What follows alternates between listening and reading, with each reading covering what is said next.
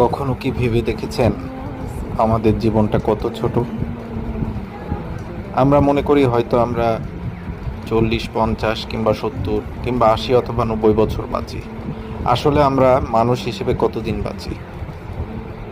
আমরা আমাদের জীবনে জন্মের পর থেকে 15 থেকে 20 বছর সময় লাগে আমাদের ব্রেনকে ডেভেলপমেন্ট হতে, অর্থাৎ একজন পরিপূর্ণ মানুষ হিসেবে গড়ে ওঠার জন্য যে ব্রেনের প্রয়োজন, যে মেধার প্রয়োজন, সেটা তৈরি হতেই আমাদের সময় লাগে 15 থেকে 20 বছর।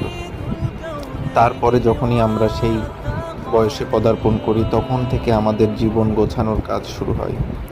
এই জীবনের পেছনে দৌড়াতে দৌড়াতে আমাদের জীবনের থেকে 15টা বছর চলে যায়, অর্থাৎ আপনার বয়স তখন হয় 35।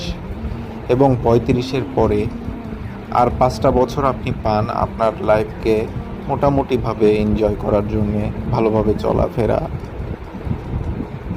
এই যে 20 থেকে 40 বছর বয়স পর্যন্ত এই টাইমটাই মূলত জীবন উপভোগ করার সময়। তারপর 40-এর পরের থেকে চলে আসে নানান ধরনের দায়িত্ব, সন্তান সন্ততি এবং রোগ ব্যাধি। এইগুলো ট্যাকেল দিতে দিতেই আপনার জীবনের 20টা বছর, কিংবা আপনার হায়াত যদি থাকে তাহলে হয়তো আরও 10 বছর যাবে।